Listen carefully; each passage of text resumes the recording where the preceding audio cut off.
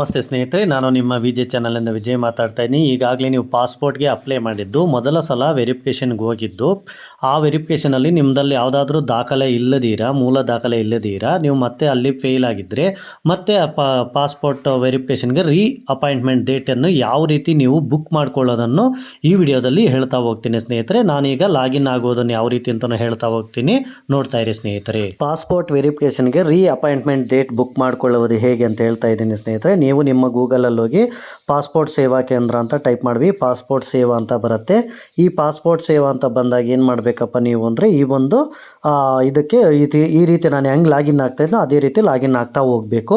ಇಲ್ಲಿ ಫ್ರೆಶ್ ಅಂತ ತಗೋಬೇಕು. ಮತ್ತು ಇಲ್ಲಿ ಮೇಲೆ 3 ಅಡ್ಡಗೆರೆ ಇದಾವಲ್ಲ, ಅದ್ರ ಮೇಲೆ ಟಚ್ ಮಾಡಬೇಕು ಸ್ನೇಹಿತರೆ. ಆ 3 ಅಡ್ಡಗೆರೆ ಮೇಲೆ ಟಚ್ ಮಾಡಿದಾಗ ಇಲ್ಲಿ ಆಲ್ರೆಡಿ ಲಾಗಿನ್ ಅಂತ ಬರಬೇಕು. ಆಲ್ರೆಡಿ ಈಗಾಗಲೇ ನೀವು ಲಾಗಿನ್ ಆಗಿರ್ತೀರಿ, ಯಾಕಂದರೆ ಪಾಸ್ಪೋರ್ಟ್ಗೆ ಅಪ್ಲೈ ಮಾಡಿರ್ತೀರಿ.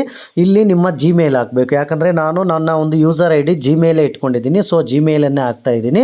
ಈ ರೀತಿ ನೀವು ಮೊದಲ ಸಲ ಒಂದು ಸಲ ಪಾಸ್ಪೋರ್ಟ್ಗೆ ಅಪ್ಲೈ ಮಾಡಿದ್ದು ಅಪಾಯಿಂಟ್ಮೆಂಟ್ ಕೊಟ್ಟಿರ್ತಾರೆ, ಮತ್ತು ಅಪಾಯಿಂಟ್ಮೆಂಟ್ ಕೊಟ್ಟಿದ್ದರೂ ಸಹ ನೀವು ಮತ್ತೆ ಏನಾದರೂ ದಾಖಲೆ ಇಲ್ದಿರ ಮತ್ತೆ ಅಪಾಯಿಂಟ್ಮೆಂಟನ್ನು ಬುಕ್ ಮಾಡ್ಕೊಳ್ಳೋದು ಯಾವ ರೀತಿ ಅಂತ ನಾನು ಹೇಳ್ತಾ ಹೋಗ್ತಾ ಇರೋದು. ಸೊ ನೀವು ಲಾಗಿನ್ ಐ ಡಿಯನ್ನು ಹಾಕಬೇಕು. ಲಾಗಿನ್ ಐ ಡಿಯನ್ನು ಹಾಕಿ ಇಲ್ಲಿ ಕಂಟಿನ್ಯೂ ಅಂತ ಕೊಡಬೇಕಾಗತ್ತೆ ಸ್ನೇಹಿತರೆ. ಕಂಟಿನ್ಯೂ ಅಂತ ಕೊಟ್ಟಾಗ ಈ ರೀತಿ ಬರುತ್ತೆ. ಇಲ್ಲಿ ಒ ಟಿ ಪಿ ಆಪ್ಷನನ್ನು ತೆಗೆದುಕೊಳ್ಳಿ. ಒ ಟಿ ಪಿ ಆಪ್ಷನನ್ನು ತೆಗೆದುಕೊಂಡಾಗ ಆ ಒಂದು ಜಿಮೇಲ್ಗೆ ಒ ಟಿ ಪಿ ಹೋಗಿರುತ್ತೆ ಸ್ನೇಹಿತರೆ. ಆ ಜಿಮೇಲ್ಗೆ ಒ ಟಿ ಪಿ ಹೋದಾಗ ಆ ಒಂದು ಜಿಮೇಲ್ ಒ ಟಿ ಪಿಯನ್ನು ಇಲ್ಲಿ ಎಂಟ್ರಿ ಮಾಡಬೇಕಂದ್ರೆ ಯೂಸರ್ ಐ ಡಿ ಜಿಮೇಲ್ ಕೊಟ್ಟಿದ್ದೀನಲ್ಲ, ಸೊ ಅದರ ಜಿಮೇಲ್ಗೆ ನಾನು ಒ ಟಿ ಪಿ ಹೋಗುತ್ತೆ ಸ್ನೇಹಿತರೆ. ಇಲ್ಲಿ ಸೈನ್ ಇನ್ ಕೊಡಬೇಕು. ಸೈನ್ ಇನ್ ಕೊಟ್ಟಾಗ ಈ ರೀತಿ ನೆಕ್ಸ್ಟ್ ಒಂದು ಪೇಜ್ ಓಪನ್ ಆಗುತ್ತೆ. ಆಲ್ರೆಡಿ ನಮ್ಮದು ಇಲ್ಲಿ ಒಂದು 2 ಅಪ್ಲಿಕೇಶನ್ಸ್ ಹಾಕಿರೋ ಅಪ್ಲಿಕೇಶನ್ನು ರೆಸಿಪ್ಟ್ ಓಪನ್ ಆಗುತ್ತೆ. ಇಲ್ಲಿ V1 ಮೇಲೆ ಟಚ್ ಮಾಡಬೇಕು. ಮೇಲೆ ಟಚ್ ಮಾಡಿದಾಗ ರೆಸಿಪ್ಟ್ ಓಪನ್ ಆಗುತ್ತೆ. ಇಲ್ಲಿ ಪೇ ಆ್ಯಂಡ್ ಸ್ಕೆಡ್ಯೂಲ್ ಅಪಾಯಿಂಟ್ಮೆಂಟ್ ಇದೆಯಲ್ಲ, ಅದ್ರ ಮೇಲೆ ಟಚ್ ಮಾಡಿ. ಅದ್ರ ಮೇಲೆ ಟಚ್ ಮಾಡಿದಾಗ ಈ ರೀತಿ ಸ್ಲಾಟ್ ನಿಮ್ಗೆ ಓಪನ್ ಆಗುತ್ತೆ. ಇಲ್ಲಿ ಫಸ್ಟ್ ಬಾಕ್ಸ್ ಏನಿದೆ ನೋಡಿ ಸ್ನೇಹಿತರೆ, select P O S K ಅಥವಾ ಪಿ ಎಸ್ ಕೆ ಅಂತಿದೆ. ಸೊ ಅದ್ರ ಮೇಲೆ ಟಚ್ ಮಾಡಿದಾಗ ನೀವು ಎಲ್ಲಿ ಬೇಕೋ ಅದನ್ನು ನೀವು ಚೂಸ್ ಮಾಡ್ಕೋಬೇಕು, ನಿಮ್ಮ ಅಪಾಯಿಂಟ್ಮೆಂಟ್ ಡೇಟ್. ಯಾಕಂದರೆ ಪಾಸ್ಪೋರ್ಟ್ ವೆರಿಫಿಕೇಷನ್ಗೆ ಹೋಗಬೇಕಲ್ಲ, ಈಗಾಗಲೇ ನೀವು ಒಂದು ಡೇಟ್ ತೊಗೊಂಡಿರ್ತೀರಿ. ಆ ಡೇಟಲ್ಲಿ ನೀವು ಏನೋ ಒಂದು ದಾಖಲೆ ಇಲ್ದಿರ ನೀವು ಆ ಡೇಟಲ್ಲಿ ಫೇಲ್ ಆಗಿರ್ತೀರಿ. ಮತ್ತು ಅಪಾಯಿಂಟ್ಮೆಂಟ್ ಡೇಟ್ ಯಾವ ರೀತಿ ತೆಗೆದುಕೊಳ್ಳೋದನ್ನು ಸಹ ನಾನು ಹೇಳ್ತಾ ಹೋಗ್ತಾ ಇದ್ದೀನಿ. ಅಲ್ಲಿ ಪಿ ಎಸ್ ಕೆ ಅಂತ ತೆಗೆದುಕೋಬೇಕು. ಸೊ ಕೆಲವು ಏನಾದರೂ ನೀವು ತೆಗೆದುಕೊಳ್ಳುವಾಗ ಅಲ್ಲೇನಾದರೂ ನೀವು ತೆಗೆದುಕೊಂಡ ಪ್ಲೇಸಲ್ಲಿ ಅವೈಲೇಬಿಲಿಟಿ ಇಲ್ಲ ಅಂದರೆ ಕಂಟಿನ್ಯೂ ಈ ಥರ ಲೋಡಿಂಗ್ ಅಂತಲೇ ಇರುತ್ತೆ ಸ್ನೇಹಿತರೆ. ನಾನೀಗ ನನ್ನ ಒಂದು ಪಿ ಎಸ್ ಕೆ ತೊಗೊಂಡಿದ್ದೀನಿ, ಪಾಸ್ಪೋರ್ಟ್ ವೆರಿಫಿಕೇಷನ್ ಆಫೀಸನ್ನು. ಮತ್ತೆಲ್ಲ ಡೇಟ್ ತಗೋಬೇಕು. ಇಲ್ಲಿ ಗ್ರೀನ್ ಕಲರಲ್ಲಿ ಯಾವುದಿದ್ದರೆ ಅದಷ್ಟೇ ನಾವು ಆಯ್ಕೆ ಮಾಡ್ಕೋಬೇಕು, ಬೇರೆ ಆಯ್ಕೆ ಮಾಡ್ಕೊಳ್ಳೋಕ್ಕೆ ಸಾಧ್ಯ ಇಲ್ಲ.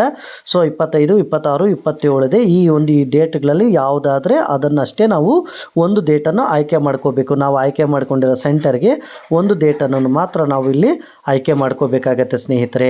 ಈ ರೀತಿ ಇದರಲ್ಲಿ ನಾವು ಯಾವುದಾದ್ರೂ ಒಂದು ಡೇಟ್ ಆಯ್ಕೆ ಮಾಡಿಕೊಂಡ್ರೆ ಆ ಡೇಟ್ಗೆ ಮತ್ತೆ ವೆರಿಫಿಕೇಷನ್ಗೆ ಹೋಗಬೇಕಾಗುತ್ತೆ. ಇಲ್ಲಿ ವೆರಿಫಿಕೇಷನ್ ಡೇಟನ್ನು ಆಯ್ಕೆ ಮಾಡಿಕೊಂಡೆ. ನಾನು ಡೇಟ್ ಆಯ್ಕೆ ಮಾಡಿಕೊಂಡೆ. ಇಲ್ಲಿ ಬುಕ್ ಅಪಾಯಿಂಟ್ಮೆಂಟ್ ಅಂತಿದೆ ನೋಡಿ ಸ್ನೇಹಿತರೆ. ಆ ಬುಕ್ ಅಪಾಯಿಂಟ್ಮೆಂಟ್ ಮೇಲೆ ಕ್ಲಿಕ್ ಮಾಡಿದಾಗ ಅದರದ್ದು ನೆಕ್ಸ್ಟ್ ನಮಗೆ ಬುಕ್ ಆಗುತ್ತೆ ನೋಡಿ. Are you sure want to take an appointment for schedule location ಅಂತ ಅವು ಎಸ್ ಅಂತ ಕೊಡ್ತದೆ. ನೆಕ್ಸ್ಟು ಪ್ರಿಂಟ್ ಅಕ್ನಾಲಜ್ಮೆಂಟ್ ರೆಸಿಪ್ಟ್ ಅಂತ ಬರ್ತಾ ಇದೆ. ಸೊ ಮತ್ತೆ ನಾವು ಇನ್ನೊಂದು ಸಲ ಪ್ರಿಂಟ್ ಅಕ್ನಾಲಜ್ಮೆಂಟ್ನ ಫುಲ್ಲು ಡೌನ್ಲೋಡ್ ಮಾಡ್ಕೋಬೇಕಾಗತ್ತೆ.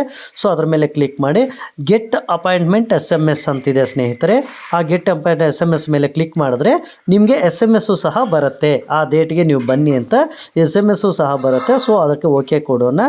Next print acknowledge application receipt ಅಂತ ಬಂತು. ಮತ್ತೆ ನೀಟಾಗಿ ನಾವು ಬುಕ್ ರೀಸ್ಕೆಡ್ಯೂಲ್ ಮಾಡ್ಕೊಂಡಿದ್ವಲ್ಲ, ಅಪಾಯಿಂಟ್ಮೆಂಟ್ ಮಾಡ್ಕೊಂಡಿದ್ವಲ್ಲ, ಅದು ಅಪ್ಡೇಟ್ ಆಗಿರುವಂತಹ ಒಂದು ಅಪ್ಲಿಕೇಶನ್ ಕಂಪ್ಲೀಟ್ ನಮಗೆ ಈ ರೀತಿ ಡೌನ್ಲೋಡ್ ಆಗುತ್ತೆ ಸ್ನೇಹಿತರೆ.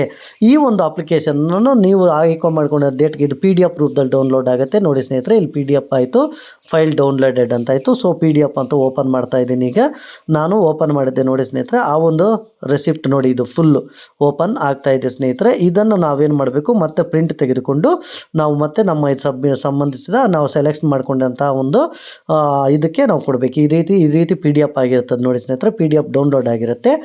ರೀತಿಯಾಗಿ ಪಾಸ್ಪೋರ್ಟ್ ವೆರಿಫಿಕೇಷನ್ಗೆ ಅಪಾಯಿಂಟ್ಮೆಂಟ್ ಡೇಟನ್ನು ಯಾವ ರೀತಿ ಬುಕ್ ಮಾಡ್ಕೋಬೇಕು ಅಂತ ಹೇಳಿದ್ದೀನಿ ಸ್ನೇಹಿತರೆ. ನಿಮಗೇನಾದರೂ ಸಂದೇಹಗಳಿದ್ರೆ ನನ್ನ ಯೂಟ್ಯೂಬ್ ಈ ವಿಡಿಯೋದಲ್ಲಿ ಕಾಮೆಂಟ್ ಸೆಕ್ಷನಲ್ಲಿ ಕಾಮೆಂಟ್ ಹಾಕಿ, ನಾನು ಖಂಡಿತ ನಿಮಗೆ ಆನ್ಸರ್ ಮಾಡೋಕ್ಕೆ ಟ್ರೈ ಮಾಡ್ತೀನಿ. ಈ ವಿಡಿಯೋ ಇಷ್ಟ ಆದರೆ ಲೈಕ್ ಮಾಡಿ, ಶೇರ್ ಮಾಡಿ, ಕಾಮೆಂಟ್ ಮಾಡಿ ಹಾಗೂ ಸಬ್ಸ್ಕ್ರೈಬ್ ಮಾಡ್ಕೊಳ್ಳಿ ಸ್ನೇಹಿತರೆ. ಥ್ಯಾಂಕ್ ಯು ಸ್ನೇಹಿತರೆ, ಥ್ಯಾಂಕ್ ಯು.